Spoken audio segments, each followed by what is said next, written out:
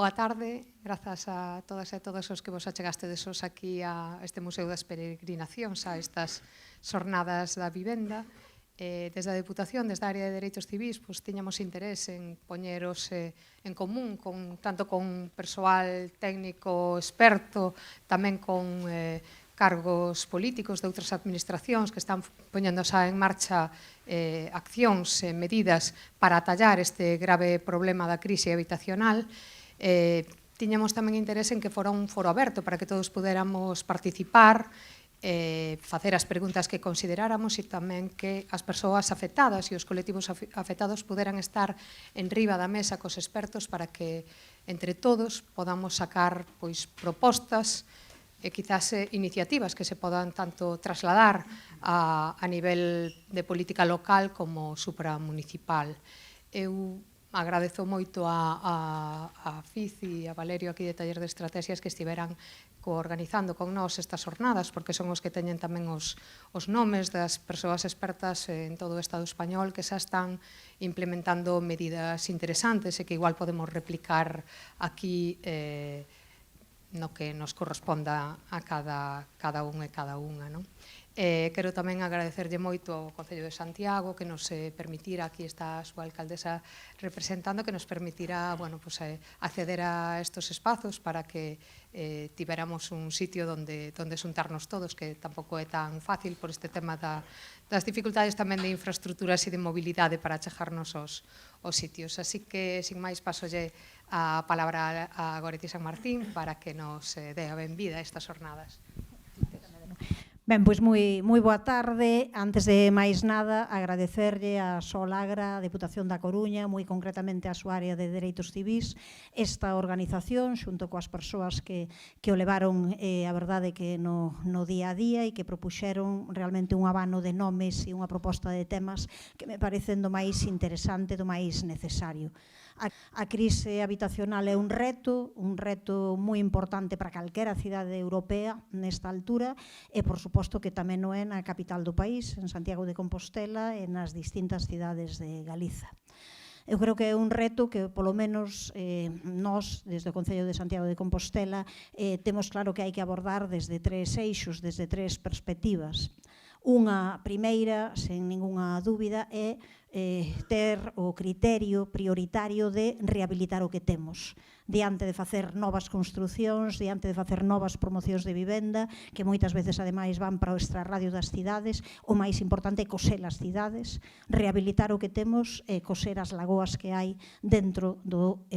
territorio urbano. Para nós ese é un elemento principal. Unha segunda cuestión importante é que caso de construir ou de ter vivenda protexida que poida estar no centro das cidades, que non se mande justamente esa vivenda protexida sempre en determinados espazos, en determinados lugares, como se foren guetos, que teñan que estar todos localizados sempre nas aforas. E, en terceiro lugar, como tamén un criterio importantísimo hoxe en día, a ninguén se lle escapa, que é a regulación de prezos. Poderíamos falar de moitas máis cuestións, pero eu creo que son as tres prioritarias. A respecto da primeira, desa política de rehabilitación,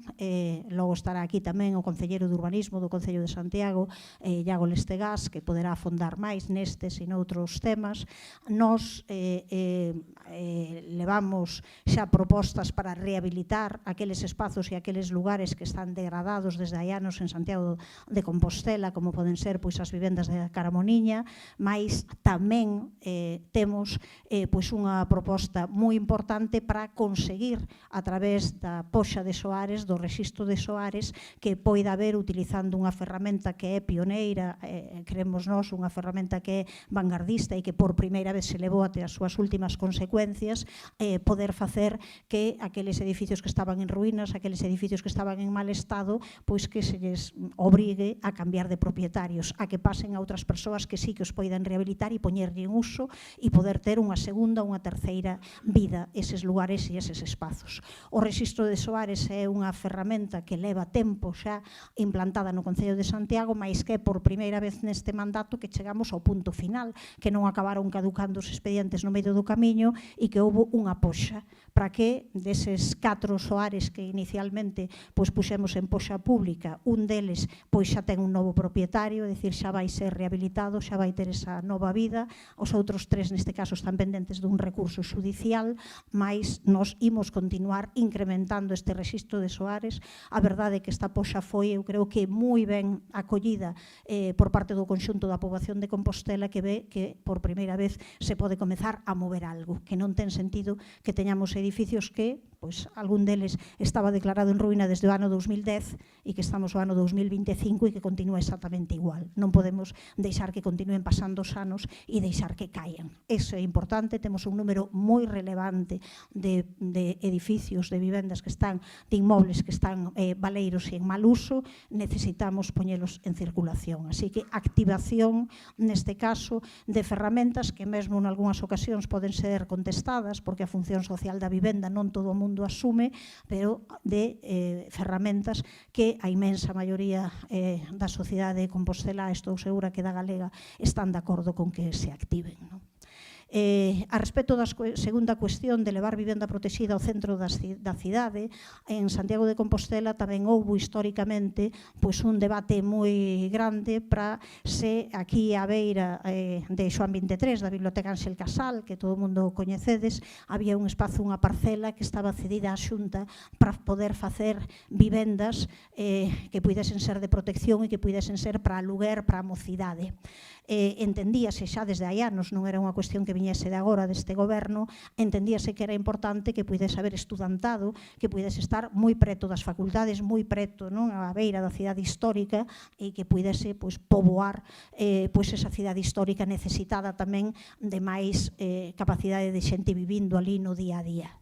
O certo é que iso non se conseguiu porque a Xunta de Galiza, de maneira reiterada, negábase a que puidese haber esa vivenda protexida en réximen de alugueiro para a mocidade en pleno centro e propuxo unha mudanza, que eso se fose para o Castiñeiriño, que viñesen outras vivendas de outro tipo, máis vivendas non protexidas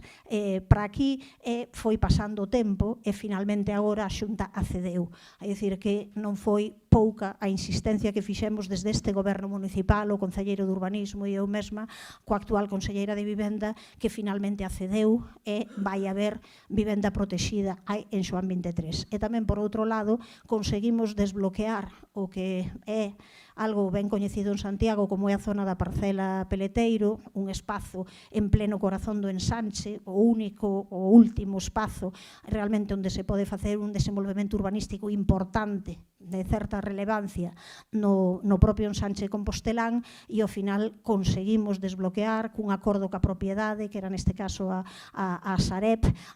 un acordo que vai facilitar que haxa vivenda protexida un mínimo dun 45%, pode ser até un máximo ao final maior, e que se mudasen usos de ocio nocturno por usos residenciais, por usos de pequeno comercio, que poida haber un equipamento, unha praza pública, que poida haber unha dotación tamén en equipamentos para o propio Concello, unha serie de cuestións que por fin van comezar a ser unha realidade. Estamos pendentes neste momento do último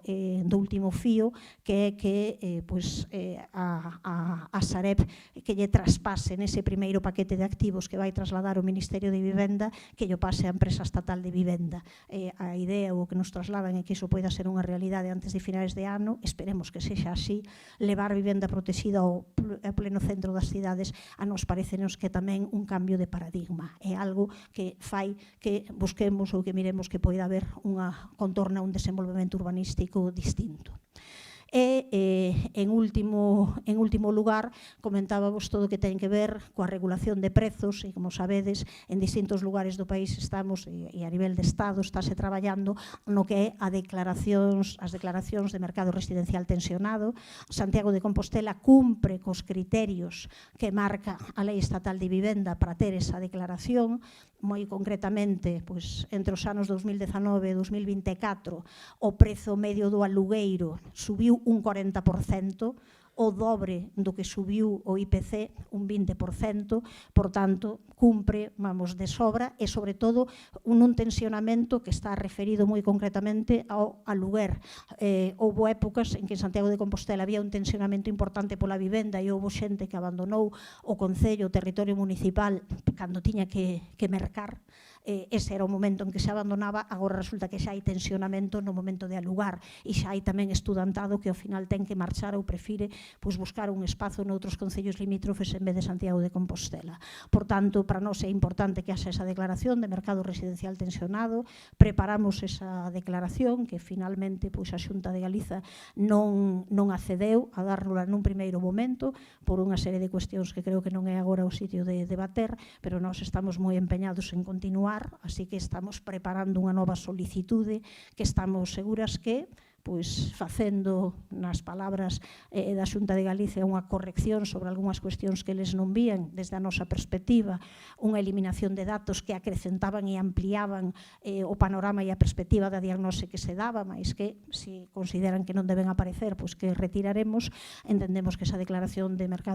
zona de mercado residencial tensionado será unha realidade.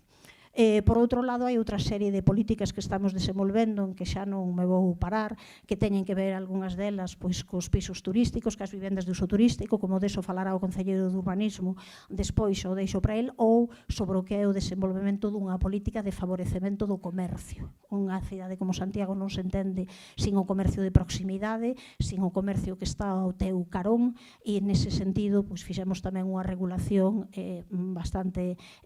importante a respecto de blindarnos da proliferación de tendas de souvenirs que todo o mundo podemos ver moitas veces en toda a cidade histórica. Así que son un panorama de algo que sabemos que terá que ser así. Non podemos atacar o terrible problema, esa crise habitacional, esa crise da vivenda, simplemente con unha medida. Teremos que facer 5, 6, 7, 8 e buscar entre todo o mundo conseguir avanzar. Así que nesa liña para nós é moi importante que poida haber momentos onde espazos onde se reflexione desde unha perspectiva técnica, aprender de outras experiencias, saber o que pensan tamén as asociacións civís, as asociacións cidadás, e tomaremos boa nota de todas as vosas conclusións. Así que, obrigadísima e que teñades moi boa xornada na de hoxe e na do día de mañá.